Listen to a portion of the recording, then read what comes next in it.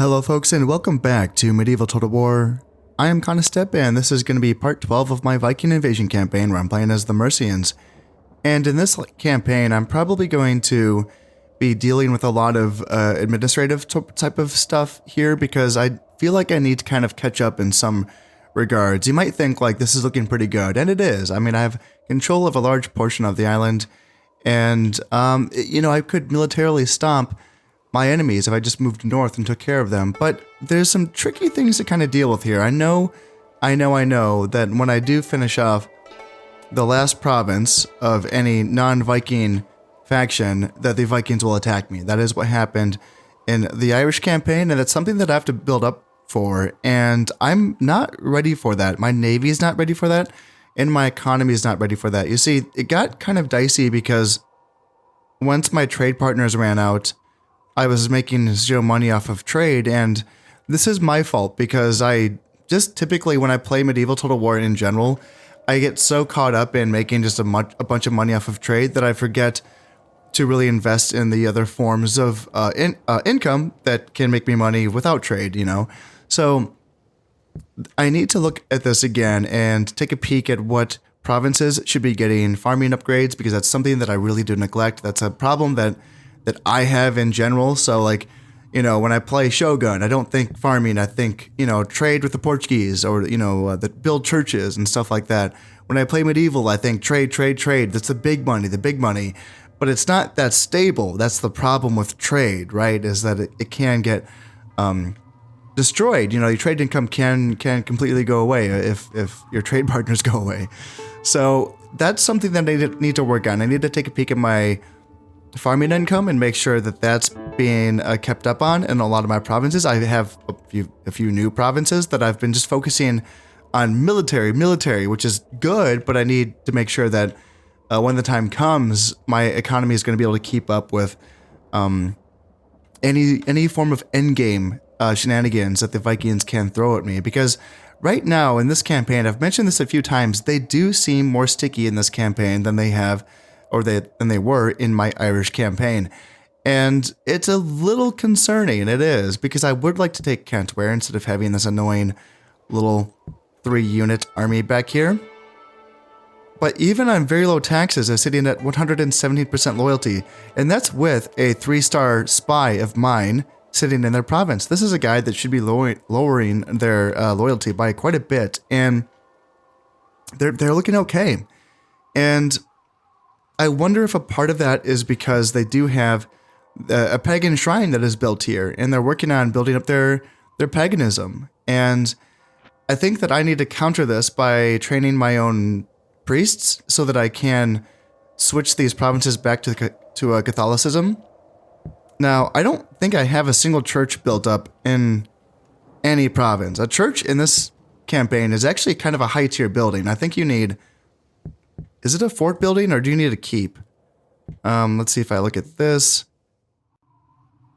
See, I think I need to build a Catholic chapel and then a church is the upgrade, but then do I need the keep for that? No, I need a keep so that I can build the cathedral, which is, I'm assuming, the last tier of church building. Okay, so I think that I can build a church on the fort level. Yeah, so I'm building a church here in Mercians, and that is going to give +3 morale, which is nice. Yeah, and that's going to allow me to train Catholic bishops as well. Now, I want to keep Mercians as a troop-producing facility, so I don't really want to be taking up time training bishops there. So I would like to find another province where I should tech up to that, a province that should not be used for troops, like a province that does not have iron sands deposits. Like Puis, perhaps. Pexaton is an option, I think, as well, that I could focus on training up to bishops. So yeah, I think that's something that I should work on so that I can plop down a bunch of bishops in these Viking territories. And along with a Valor 3 spy, maybe I can start working on trying to create some issues for the Vikings in these provinces so that I can, slowly take them over one by one. I would like to kind of focus on that for now, and also, building up my fleets as well. I would like, I don't know how many I need, but I would like a few more boats in the water to just give myself a little bit of a chance against their boats. Now, I was thinking at the end of the last episode that I would just finish off the Northumbrians. That would extend my border by one more province, and now I'm thinking, why? You know, they're not a threat. They really aren't. Let's just hang out. This is a 2-province border. I have 2 armies guarding this border, and the Vikings are my allies, and then this is an effectual enemy, and then these are rebels. I'm fine. I really am fine. So don't worry about it. You know, like this is totally fine. I have these armies that can hold the line, and what I should do is have another full strength army positioned here in Rock and Satan, and then here in Wiche, just so that they can kind of swoop in. I don't want to keep armies, like full stack armies, on the borders of the Viking provinces. I was kind of talking about that as well in my last couple episodes, where I was thinking, you know, building up on their border might cause them to also build up. And I think this is kind of proof of that. Now that I've kind of taken some troops away from this border, I want to have a full stack army, not in East Sax, but I want it in West Sax, so that I can respond to attacks in either of these provinces. Or if the rebels take over Kentware, then I'm only 2 turns away before I can come back in. So that's the goal with this. And then up here, as I was saying, the goal is army in Wiche, army in Rock and Satan. They can swoop in and either reinforce either of these 3 provinces. And then if not, if rebels take over Gwynedd or Defet, I'm just 2 turns away. I can swoop in and take back these provinces, or take them initially. So that's the idea there. So that's 3 armies basically being used as kind of a back.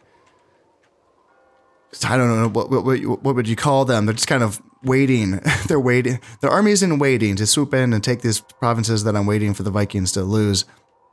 And then 2 armies up here holding my line. That's 3 armies in total, just for like domestic stuff. Okay.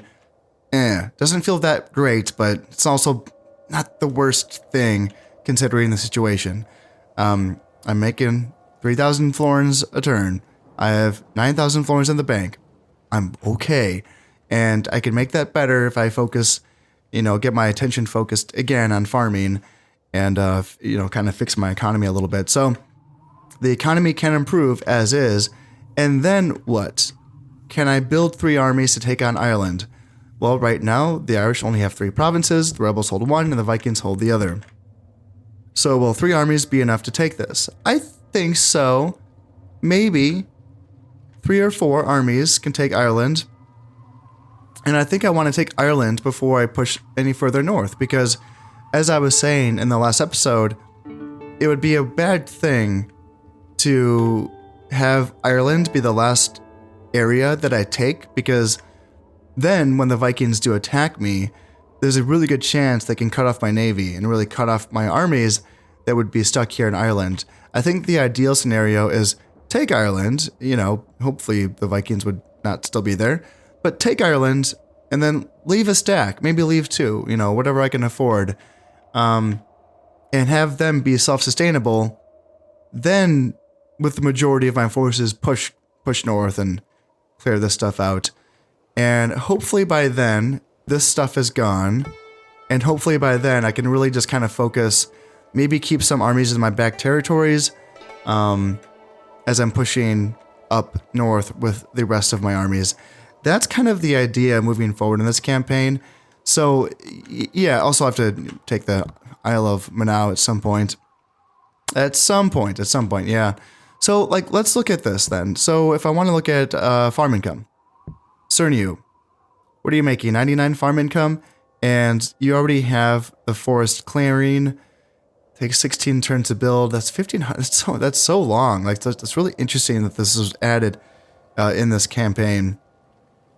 But forest clearing, is this like the same exact building as there's another building that I feel like is this same exact building, but like with a different name. Is it called Basic Farms? It's this. Yeah, Basic Farms. That's the same building, isn't it? What's the difference between it? Like, why would, considering that these were like Mercian territories or Saxon territories that I took these off of, why would the Saxons and the Mercians have like different, like a reskinned different type of the same building? Am I missing something? This is the same building, right? This is just like the tier 1 farm building that you need to build before you can upgrade to 20% upgrades and the 40% upgrade. And I think the 40% upgrade is the highest you can get in this campaign. Right? So like Middlesex, I have a 40% farm upgrade. Can I get any higher? No, I cannot. Interesting. Yeah, it's a really interesting thing that was put in this campaign. Also, but I don't get like why there's a forest clearing and then there's a basic farm. Why the reskin? Yeah, I don't know. Interesting. If you know, if you know, tell me. I'm really curious. So anyway, back to it. Cernu. So they already have a forest clearing, so that's fine. But is Cernu, making 99 income? Is it really worth an upgrade?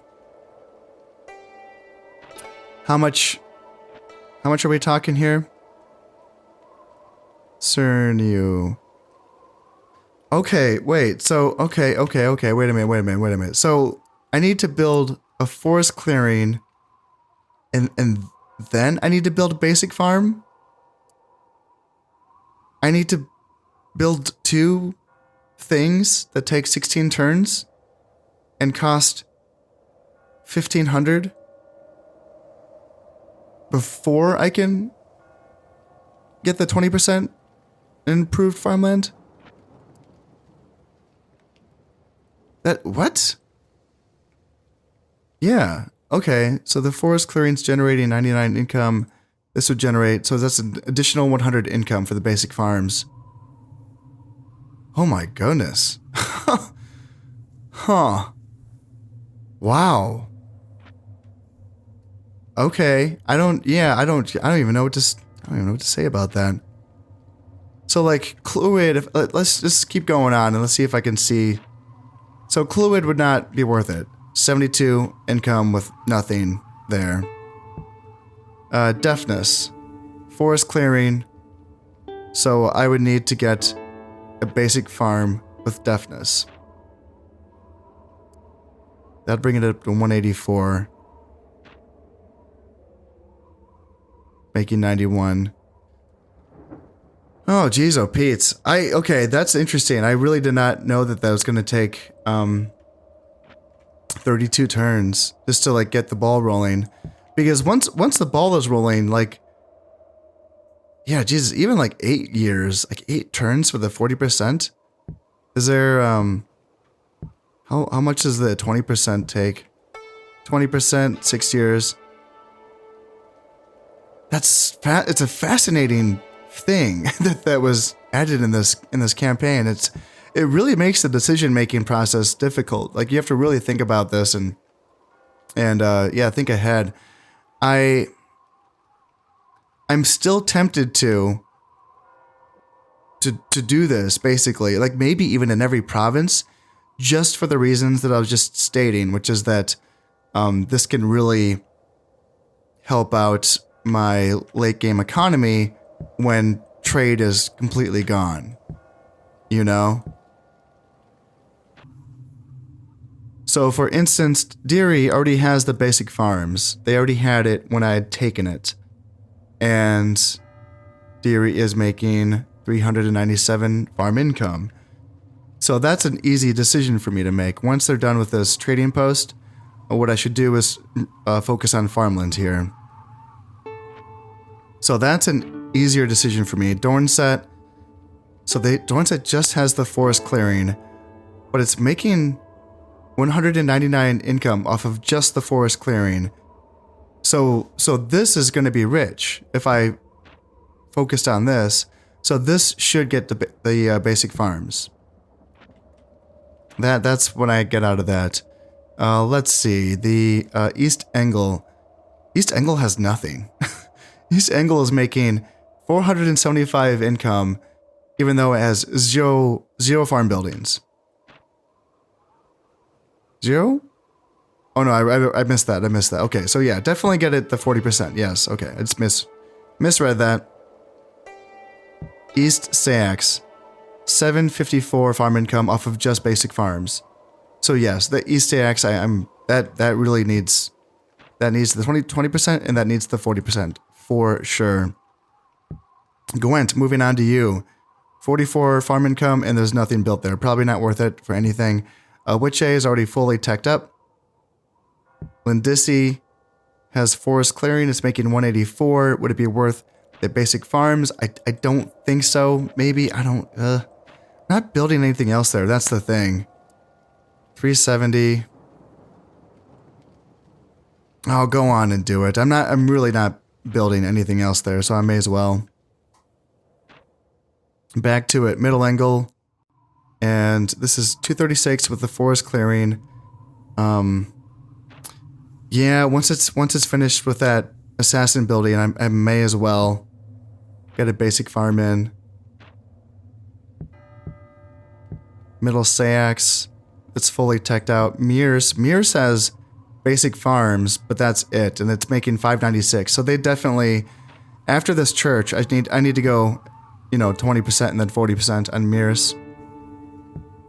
Peck Satan, 184 on a forest clearing. I would like to maybe, get the copper mine. Actually, do that before the port. No, port's fine. I like being able to move everywhere. Like just move my people wherever I want.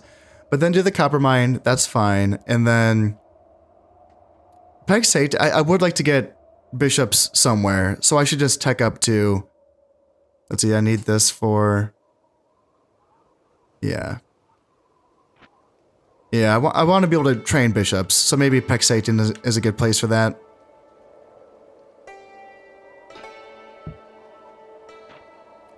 Let's go back to the drawing board here. Puis, is there anything for Puis? 26 farm income? Yeah, probably not. Puis, Somerset, 506 on the 20%. I'm trying to get up to Huskarls with Somerset so that I can retrain them here after training them initially in West Sayax. So, focus on its path for now, but then when I get a chance, I'm going to put the 40% farm upgrades in there in Somerset. And let's see, South Sayax, 258 on the basic ones. Let's see, so this is like my siege equipment province, and spending another 15 turns on. Yeah. Let's just do it. Let's get it out of the way. And West Sayax has basic farms making 596. Hot damn. Yeah. So yeah, let's just take a break from teching up my Huskarls for a second and get some more money going here in West Sayax. And Rock and Satan, 184, forest clearing. Let's see. This is a troop producing facility. Yes, it is. Let's see. I'm fine with continuing with troop producing here in Rock and Satan. That's okay for now. And then that's it for my provinces. Okay, yeah, well, I'm not going to have enough money for all of that, but I think I need to get going on those buildings. So that's that. Cernu, let's see, I think I want another province that can train militia sergeants and master blacksmith. That's going to be you. So let's get that going here in Cernu. And let's double check these provinces. Which aid do I need to do anything with you? Not really. Can't really think of anything to use you for. Puis. Yes, Silver Mine. Ooh, Border Fort first. And then, is it known for anything, or is it good at anything? Bumping taxes up a little bit. And yeah, let's get that Silver Mine going here in Puis.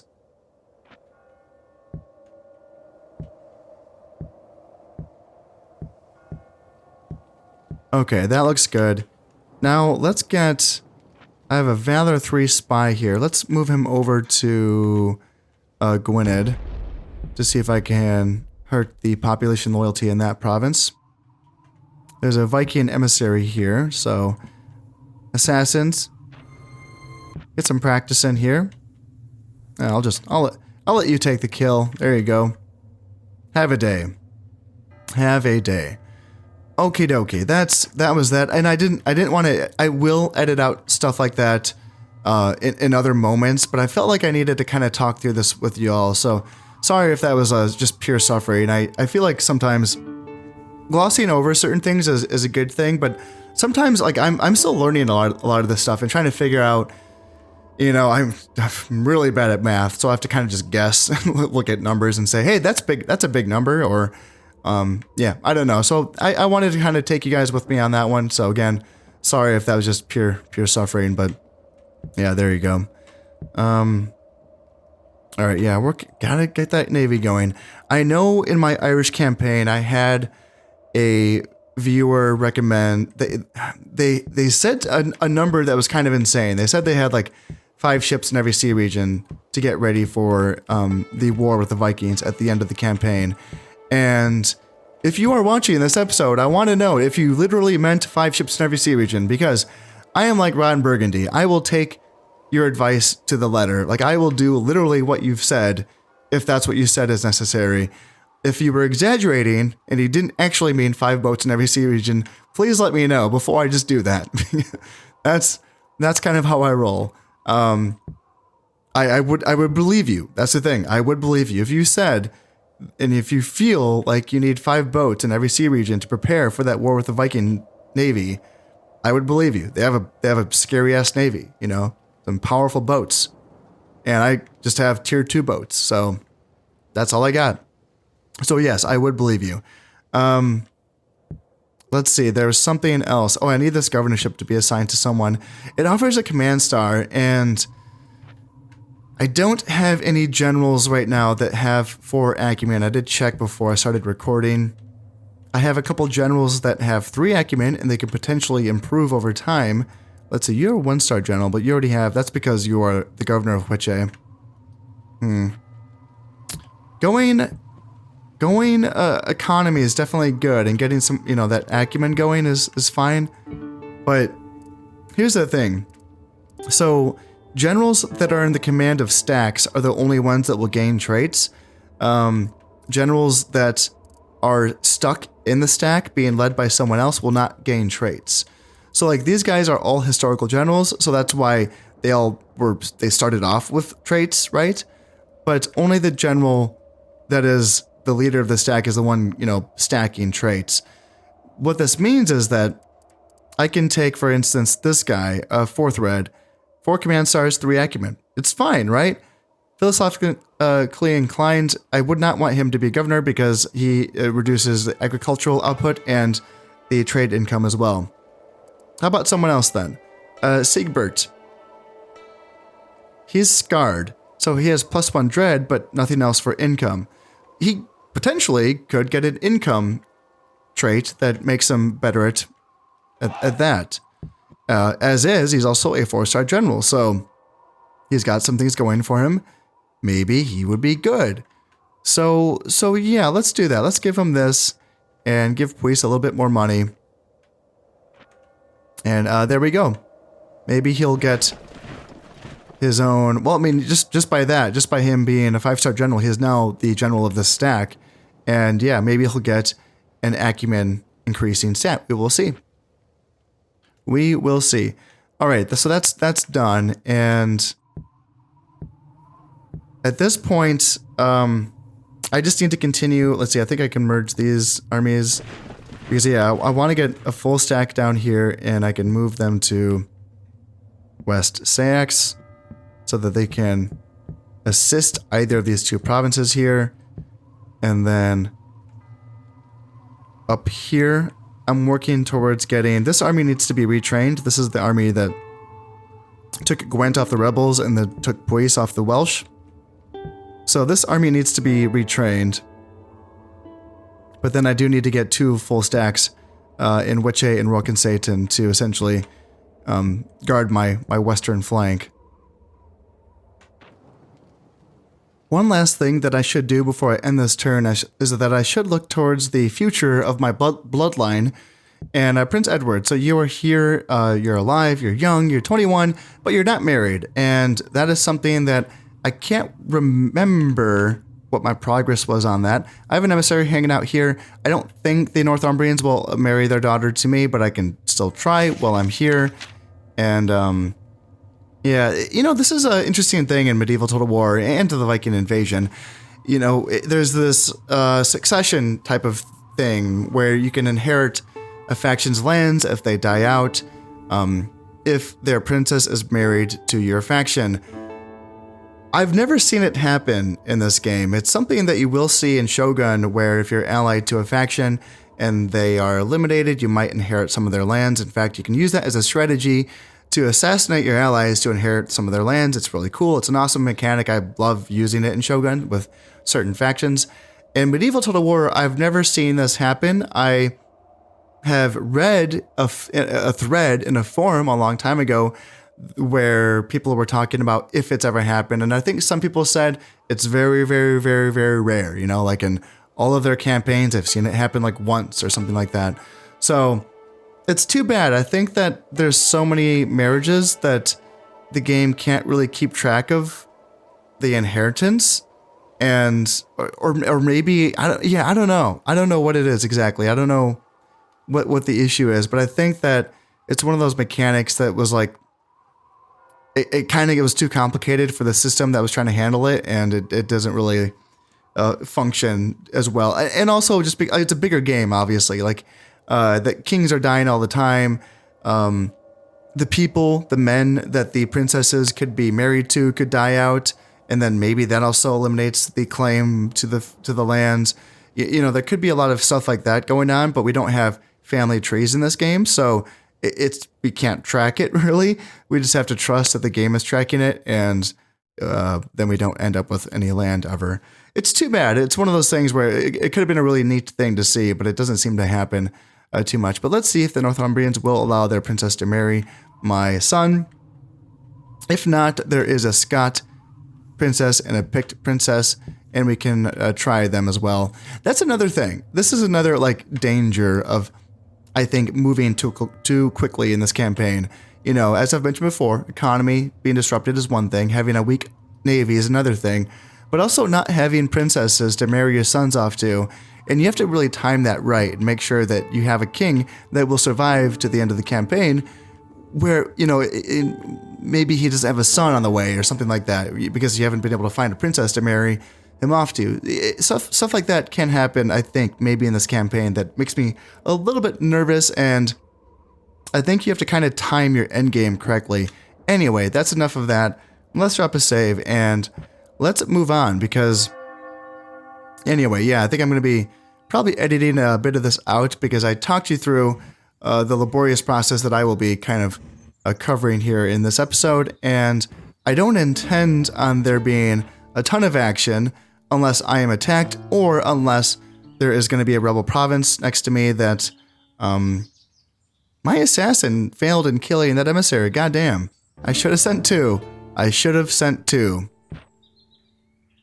And the Vikings are retreating from the Northumbrians and Bjarnes. Well, look at that. Just as I was saying, the Northumbrians are a paper tiger. I'm like, oh, no, never mind. They're the big boys on the map now. And the Vikings are also retreating from the Irish here in Lagan. Okay, well, yes. And my king died. Oh, wow, I didn't know that he was that close to death. There we have it. Yes, so his heir is alive, and that is fine. I have a brother who's also on the way. He's a few, maybe 5 turns. And yeah, the spy that I sent to Gwynedd got caught. That's too bad. Church has been finished here in West Sax, so I could start training some bishops here. Maybe that's what I do. And my king's down here in Somerset. Oh, okay. Mead Hall has been finished here. Okay. And the border fort has been finished here in Puis. Rookery. That's going to be that +3 or +2 valor. I think it's +3 valor for my assassins. That's pretty good. Supply, so I can build longboats here in Dornset. And then, yeah, Mead Hall is finished there. Border fort, good stuff. And yeah, the Northumbrians do not want me to marry their daughter. Okay. +1 acumen and +10 happiness. All right, nothing too significant. And okay, so just moving on then. Let's get my emissary. If that's not, they're not going to allow me to marry them. Where's my emissary? Where I can't find you. There you are. So let's go talk to her. She looks nice. And... do they have a border fort here? Yeah, they do. Man, that's going to make it hard to get spies in there. And here too? No, they don't have one here. Okay, I'll send my next spy to Defet instead. Oh shit. My new king has influence of 2. Oh no. Oh god. What dog shit. Oh, that is brutal. Okay, I need to like double check my dudes. Are we cool? It's fine. It's okay. Are we cool? Yeah, are we cool? Okay, that's not great. 3 loyalty is not great. 4 loyalty. Okay.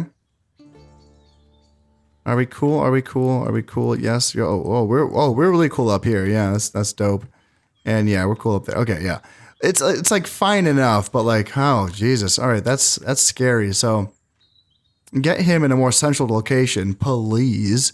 And then, man, get influence. Take territories. Take territories. I know you can relieve allies' defensive sieges. I know that's another way to get influence. How else do you get influence? I'm trying to remember. Like, what else is there? Take territories. Win or help allies with defensive sieges. In the base game, you can go on crusade, and that will get you influence. What else can you do in this campaign? I don't know. Yeah, I don't know. Is there... I know, let's see, I was using Middlesex to build up my title buildings. Looks like I took a break from that for a moment to build an abbey, which is taking so long as well. And that's another thing, as far as income is concerned, I can build a few more abbeys. I don't know, that makes me a little nervous. I've stated before, that's going to give back the full income for any Vikings that want to stack this. They will get 2,000 florins back. So if I'm like teching up for the late game and I'm thinking, yeah, abbeys will save me, I don't know, that could end up giving them a lot of money. You know, if they end up sacking some provinces that have abbeys in them, that could be bad. But, you know, maybe I could just kind of stick to my inland provinces, like Wiche as well. Probably build an abbey. Yes.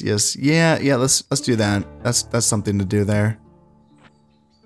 I can't believe that I didn't get the message of insufficient funds. I actually was able to start building everything. Like, Jesus, that's impressive. Oh, yikes. Okay, this is, yes, the low influence of my king is starting to cause some issues here. So we do have some disloyal generals, and that is, it looks like there's a ringleader, yeah. Yeah, Lord Withrick. So is that the person, did he used to be part of the family, I wonder? Is he one of the uncles?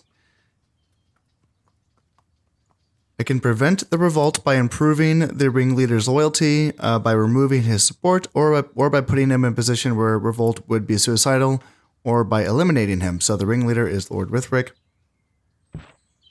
Okay, Ethelwulf, alright, has died. And an heir mature is Prince Leofric, and I think this is one of my brothers. I still have not been able to find a princess for my king, so he is still unmarried. So it's good to have a brother on the way. My abbey is finally finished here in Middlesex. Yeah, it's been a long time. There we have it. Port is finished. Famine in Deary. Income halved. Ugh, that's a bad one because Deary is a rich province, so that's not good. Oh, perfect. Good. Nice. That's a bit of good news. My king has gotten married and hopefully can go about having some kids on the way. Prince Leofric, yeah, weak principles, that's all. But he's a 3-star general, so there is that. And let's see, nothing else here to Wolflaff.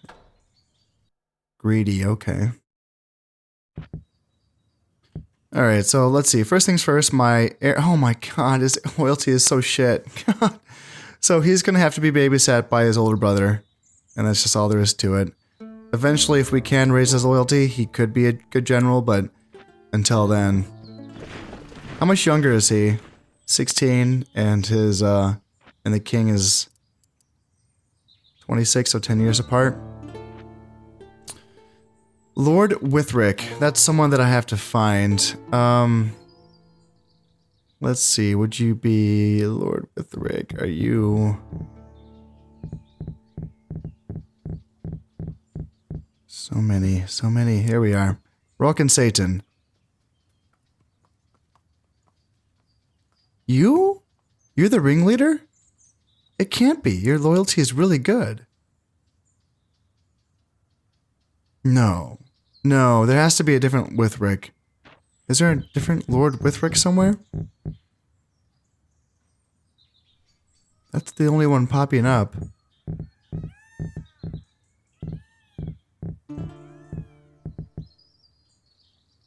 Huh.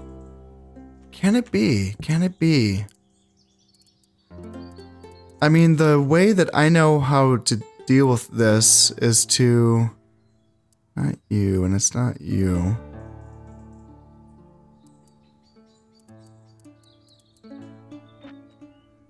The way that I know how to deal with this, I think, is just by putting Lord Withric in a stack with the king, and then he cannot lead. I gave him a title, goddammit. He's supposed to be my man. He's my master of the treasury. Most loyal. +3 loyalty. How can he be the leader of a civil war? This doesn't make any sense. Well, let's put him in the same province as my king. And I can even put him in the same stack as my king.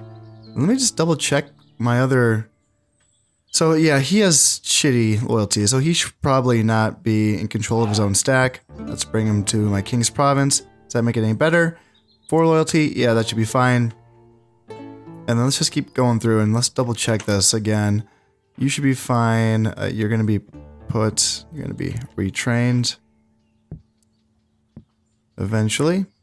I'm getting some bishops down to Cantware to see if that's gonna make a difference there. And yes, you are fine. Your loyalty is fine.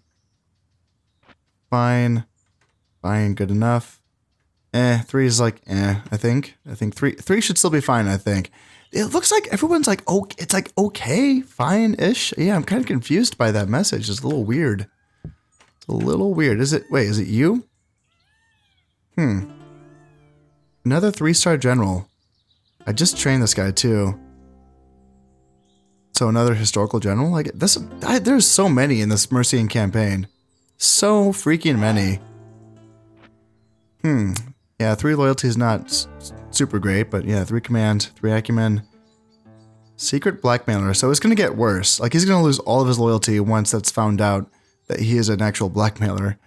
Oh yeah. Well, let's just get you moving up and you can be hanging out. Let's get you here, and then he can move down into the king's. This is like his general stack. I'm just having the king hanging out with all of his high generals. That's the idea there. I'll tell you what, I don't feel like I really did much to counter that incoming rebellion. I don't know. I don't know if there's much for me to do other than put that man in the king's province. So yeah, let's just kind of hope that was enough. I don't know. I didn't see like there was it didn't seem like there was too many issues there, so I didn't really know what to counter with that. So let's just keep our fingers crossed. Good military, that's good. Copper mine, yes. Church, yes. Port, yes. Farmland, go. Christian shrine, go. More famine, damn. That's like, it's my rich provinces are getting famines. This is not good. I'm getting a lot of these messages as well. Yeah, I'm building a lot of stuff now. Good, awesome. I have a son on the way. That is good news. King Edward I, builder, +10 happiness. Okay, so he needs to get that other trait as well. That's going to give loyalty to his generals. Just like his dad, he needs to work on this the old-fashioned way. Let's see, this governor is now a steward, so plus 10 happiness and plus 10% to agricultural production. Good, I need more of that. And secret pride, -1 command. This is one of my generals. Okay, that's unfortunate. That's too bad. +3 valor is good, but yeah, losing a command star is not good. I think this is a unit of Huskarls as well. I think I can check on that in a moment. Is it? No. It's this the guy that I just made the Prince of Police. No, dude, no. Oh, that sucks. -1 command. I was kind of banking on you like getting some good traits, not a shitty trait. Damn, dude. Damn. I could always take that title away from you and give it to someone. And you, he lost acumen somehow. Was he not a 3 acumen governor before? And now he's lost somehow? It doesn't, none of the traits say he's lost acumen. Yeah, he needs to lose this. I know police isn't like, you know, much for money. Well, it's okay. That's more than I thought. Yeah. There is a silver mine there, and it's working on a silver mine complex. So, yeah, let's, as soon as my, emissary, let's see, should he stop? Where's my emissary? You can stop talking to foreign princesses. You can instead strip this man. Yeah, you know, because my king's good to go. Prince Leofric does not need a wife, really. I just have, because he's one of the brothers, so I can just keep an eye on Prince Egbert. He's going to be the son, and I need him to get a wife in 15 years. So you are going to lose your title. That's going to make him lose loyalty, so it's not good, but I can put him back into the babysitting stack here with the king. And I can find a better candidate to be the Prince of Police. So, emissary, go strip this man of his titles. And let's find someone better. Oh no, not again. Damn, this is Lord Bjorthwolf. And this is, I know that name. That's my good one. That's, I believe, that's 6-star general right there. And he's very good. I think his loyalty is very good. I'm confused.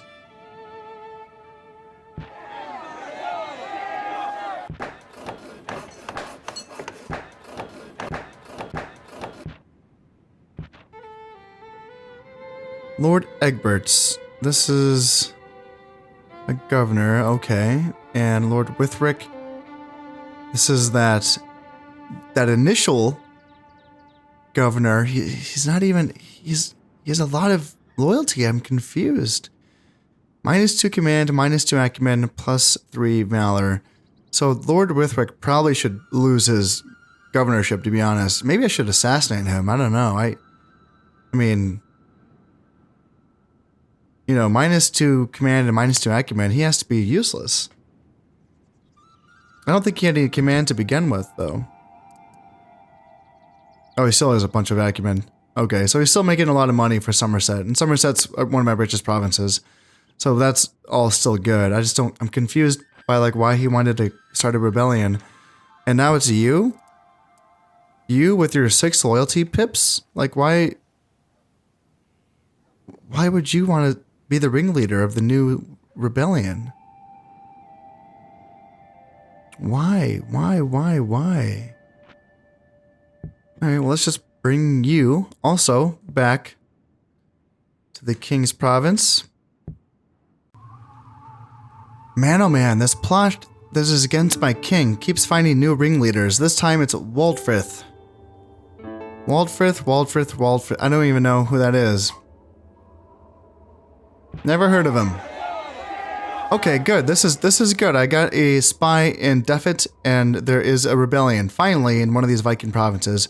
So maybe, just maybe, that's a province that I can take that hopefully is going to be good. I am the richest faction. That's good. And the Vikings are planning to attack the Northumbrians. That's also good. And yes, Siegbert has lost his governorship of Puis. I'm sure he's pissed.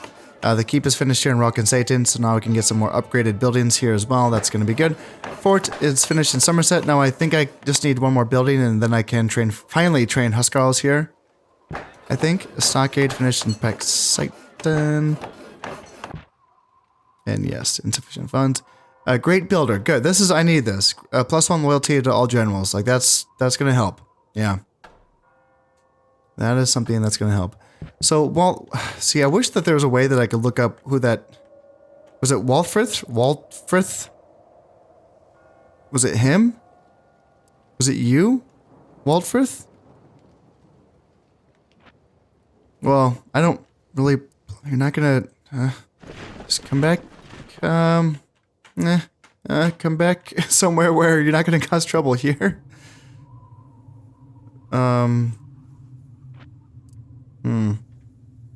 What I was gonna do was have him join this army. Huh, Siegbert is still loyalty of 4, so he didn't lose that much loyalty. Oh, okay, that's good.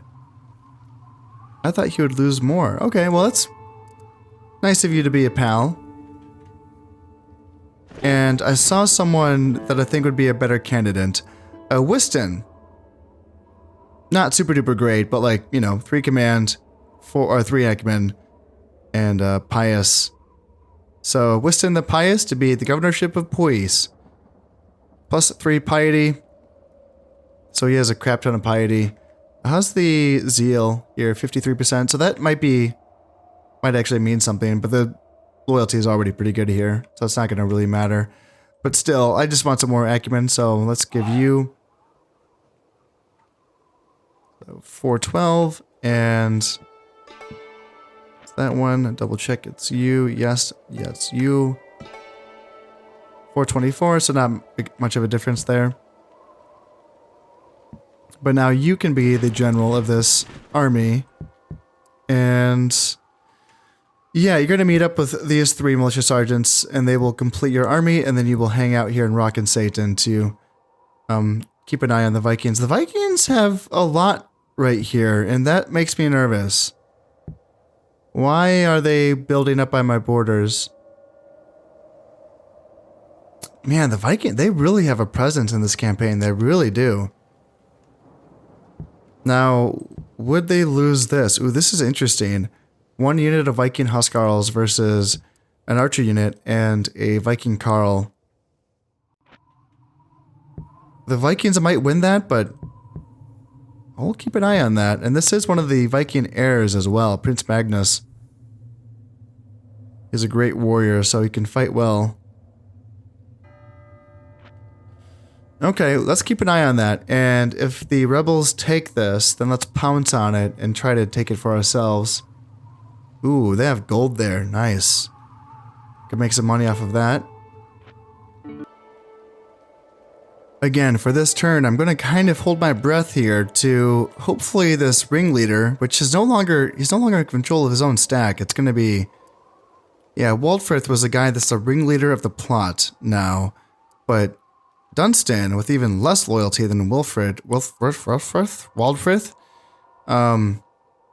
yeah, I don't know if it's gonna happen in like 1 turn, or should I bring the king up here now? Because the king is kind of babysitting like 2 other guys that were past ringleaders. This guy, Withric, and then this guy, Bjorthwolf. And then, yeah, maybe even some guys in this stack as well. Should I just bring them up to Deary to make sure that nothing... I think these all stacks are... I think they're all fine. Fine. So yeah, let's bring you, and then you, and then you, just to keep all the potential traitors together in the same province with the king. Maybe that will be good enough? I don't know. I don't know. Yeah, I'm holding my breath here. Holding my breath. So, let's drop another save. Yeah, hopefully my next king is going to have some better influence. because yeah, this is some dicey stuff right here.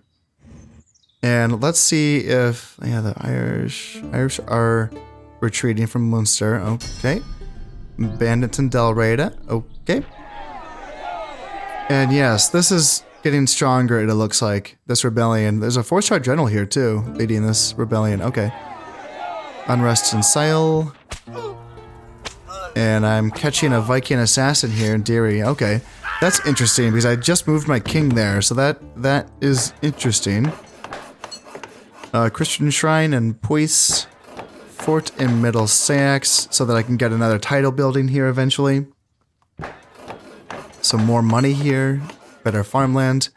Famine in Middlesex. I swear it's my richest provinces. You know. Insufficient funds, classic stuff. See, Lord Beowulf. This is a different one? Wait, was it him? Was it him the whole time? And not the other Lord Beowulf that's up in that stack? Okay, I have to check on his loyalty to see what he's at right now. Let's see. Yeah, there's a lot of Lord Whiston. So this is, goddamn, this sucks. This is the guy that I just made my new governor of Puis, and I gave him that title that boosted his command by a little bit, and then he lost a command star. He gains +3 valor, so there's that, but man, there's a lot going on here. Lord Withric, he just keeps getting worse and worse. He's lazy now, -1 command and -1 acumen. And Lord Beowulf, this is the really good one, the 6-star one. So yeah, he's good. +3 acumen, +30 happiness. He's good. Well, there were no like new ringleaders to plots in that turn, so that's a minor victory. It feels like. How is this going to do? Okay, so 3 units of Viking Carls plus a 4-star general and a peasant unit against a. So that unit of Viking Huskarls lost only 6 men to those Carls and those archers. So not much. That wasn't much of a fight, but this could be a victory. They could maybe break that unit of Huskarls just on a morale shock alone. It's going to be tough though. Like Viking Carls just have swords, so they can't really do a lot of damage versus the heavily armored Huskarls. But I mean, there's a lot of them. It's a lot of bodies to cut through. So we'll wait. Let's just fingers crossed. Let's hopefully we can get Death at some point. So they may have been talking about this Lord Beowulf. This is a unit of archers that I sent back to East Sax to be retrained, and it just got the honest trait, so +1 loyalty, which meant that before this, it was down to 2 loyalty. That would make more sense. That would make more sense. But the fact that I didn't catch that, and the fact that he ended up not causing any trouble is interesting. Because I didn't do anything about him. I just sent him here and he got retrained and that was that. So maybe I put him in the retraining queue, like right when I got that message, and that kind of took him out of the action for a while, and then someone else had to take over as ringleader of the plot. That would be kind of funny if that's how that happened. This is also strange. So Lord Whiston, the guy that I just made the Prince of Puis, I checked this before. He had 3 acumen, he had 3 command. I gave him the title, which gave him an extra command point. So he was up to 4 command. Secret Pride makes you lose only 1 command. He should be at 3. And then why did he lose 2 points of acumen? Like, where'd that come from? Secret Pride does not take away from acumen, and neither does being pious. And it's funny because I thought I had noticed something like that with the previous Prince of Puis. I thought that he had lost some stats that he should not have lost, like a point of acumen or something. That's a curious thing. That's very interesting and kind of frustrating because I'm trying to obviously find the best man for the job. At this point, maybe I should just give it to someone who is a 4-star or 4 acumen kind of guy and just call it at that.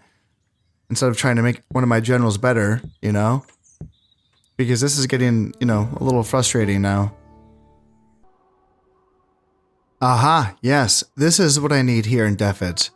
A Viking retreat, okay. Hopefully they did not just retreat to the fortification. And yeah, sure enough, another one, Lord Beowulf. I think, see, that's highlighting Deary, so maybe he's in Deary? I'll have to track him down.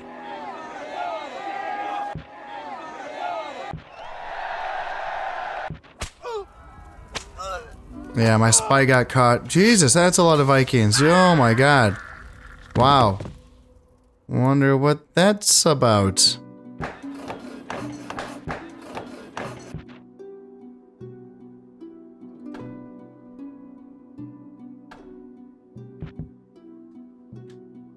Alright, let's swoop in and take this. I have a general, I have an army right here. So let's try to get there before the Vikings. There's no Vikings in the fortification, so we can't get there right away, can we? These guys, no, peasants are gonna do anything. They can't, okay, hopefully, you guys could get there, couldn't you? Yes, you could. Okay, I think that's gonna be the play then. I think the play is use my boats, bring this army down to Defet. Obviously that leaves Deary open, but I have plenty of armies here. I can send all of them. I think I have to do what I did before and just bring all of the guys that are suspect. You with Rick. I think Alpha is fine. I think you're fine. You're not fine, but you're gonna go with this army. Yeah, so that's gonna be another full stack, and I want a different general though. I don't want this 2-star general leading. I have other options. I can do yeah, 4th red, I think. Or Lord Egbert is another option as well. Yeah, you can do that. Lord Egbert, come down. You stay here, and then Lord Whiston, go here. So you two will join together, and you can come up here to Rock and Satan and be ready to pounce on Gwynedd whenever, if it ever falls. I guess, you know, it's not looking like it's going to anytime soon, but I brought a bunch of bishops down here to Cantware. Is it doing anything? It looks like it's evening out the Catholicism, so maybe it's helping. Pagan Shrine's gonna be tough. I think that it's my understanding that the religious agents in medieval Total War are kind of like the shinobi in Shogun Total War, in the fact that their effects are cumulative, so that if you stack more of them, you will gain, you know, their religion faster. Whereas, like, they stopped that for the spies in this game, so that it's only one spy at a time. Any time you're trying to have a spy raise a province's loyalty or lower a province's loyalty, it's always going to be the spy with the highest valor. It's going to be just him. It's just going to be his effect. But the religious agents, I think you can stack it. I think so. As far as like how much, maybe 6. I heard that number once, says that 6 is the magic number. I don't know if that's really the case. I really don't know. Playing with religious agents is kind of a thing that I'm still kind of experimenting with in this game. Would it even be worth me sending another spy to Gwynedd right now? I don't know. It doesn't seem like it's worth it. I feel like if I take Defet, that'd just be my one victory in this episode. That should do it for this turn, so let's drop a save, let's swoop in, let's take Defet. Taking Defet's going to be a nice thing, because it's going to free up that army that was kind of hanging out on that border and just kind of waiting to pounce in. And that is going to allow me to use that army. It looks like the Vikings are going to jump in here, but that's okay, because I'm also here. It is not their province.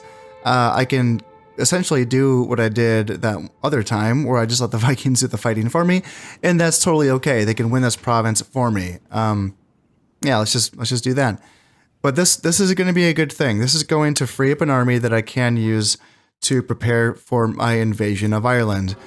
And at that rate, you know, I don't think I'm going to be too far off. Like, sure, there's still a bit more building up to do, but I've gotten a lot done in this episode. I know it's, you know, obviously a slow episode, but I got a lot done. You know, there's definitely some progress that was made on my economy and my troop producing facilities. And I think that my invasion of Ireland shouldn't take too long to get underway once I'm ready for the next episode. Looks like there's the Viking army. And let's get set up. Even though I don't plan on fighting, I still should get my guys set up just in case. Right off the bat, the enemy is going to be on that hill right in front of me, and I will do my due diligences. I will, you know, get my guys formed up, and we can make a really slow effort to work our way up the hill, but we don't have to be too excited about it. No, we can kind of, yeah, the Vikings are already making their moves. I mean, hell, can they do this? Yeah, they have Huskarls, they're fine. I saw some Viking thralls and I was like, oh no, they don't they don't have the troops. But no, they'll be fine. It's interesting, the Vikings have this section of the army that's essentially tailing me. It's almost like they're supervising me and making sure that I get involved in the battle. It's kind of funny, because then they have these units up here that are leading the charge. Some Huskarls being screened by some armored spearmen. It's okay, guys. I'll fight them. You don't have to worry about me. No, no, no. I am seeing our first engagement up there. Carls are losing to armored spearmen. Yeah, that's tough fight for them. Actually, are the Huskarls already in the fight? Yeah, they're gonna get chopped down. And now it looks like they're sending another unit of Carls up to try to help out with that fight. And yeah, these Huskarls are just gonna chop through everything that gets in their path. These Carls are putting up a fight. They're down to one man. They fought. Yeah, they fought to the last man. Holy smokes! But these Huskarls, oh my goodness, yeah, they're just gonna murder. Yeah, they're just gonna butcher. I think, yeah, they just killed a unit just like that, like really quickly. And yeah, I think we're just looking at one more unit of Carls, 60 of them versus 40 Huskarls. Oh, those Huskarls are just gonna devour. Well, these armored spearmen feast on the peasants. Enemy general has been slain. And that's gonna do it, yeah. Job well done, guys. Job well done. Now Defit is now mine. Yeah, we earned it. We earned it. Yes, let's just nobles captured 0, men captured 9. We can release them all. And then yeah, my spy got caught down here in Cantware. He's having troubles. And let's see, I did catch a Viking assassin here in Puis. Okay, okay. Fortified village in Gwent. I'm still working up. I don't even have butts yet, so I can't even train any archers in Gwent yet, but I'm working on it. I'm getting there. Copper mine complex finished. More money for me. Lord Beowulf. This is that guy. That's is that archer unit? Yeah, I think it's that archer unit that was unhappy. Now plus 10 happiness. That's good. So it seems like we're kind of staving off those potential civil war rebellions. It seems like we're doing okay right now. Yeah, it was nerve-wracking there for a moment, but it seems like we're kind of hanging in there. So yeah, let's get this army together finally, once and for all. We'll finally have that full stack here in West Sayax to potentially pounce on Cantware at some point, maybe in the future. Yeah, they seem like they're pretty okay right now, but they also have a few troops here. Not much. Shit, they're just... Cantware is just fine. Well, yeah, they have some more units here as well. So they have 3 units. Meh. Yeah, I'll keep trying, but Defit's not mine. That feels good. Shit, okay, so there's 13 rebels inside of that fortification. That's... Is that the 13 guys that I released? No, it's not. There was like nine of them? Yeah, I think there was 9 guys that were released. Okay, so that would have been really stupid if I like released them and they ended up back in the fortification. That was like, oh god, no. But yeah, we can go in there and we can finish them off, and then Defit will now be ours, and that's going to feel good, just having one less Viking province in my rear territories. Then it's just going to be Gwynedd and Cantware, and I can't wait for these provinces to fall so that I can focus my attention. Like, once these provinces have fallen, then I can just hold my line with 2 armies, 2 stacks is all I need, and then I can focus the rest of my attention on Ireland. Well, I take that. That would be nice. Income is okay. It's like the same. Like 3,200 is pretty much where I was at the beginning of the episode, but that's not accounting for I've built a lot more ships, and it's just going to continue to move in that direction, like more and more boats. I already have 2 boats in every sea region, and now my goal is 3 boats in every sea region. And then we will see if I should probably do more than that. Let me know if you have any advice in that regards.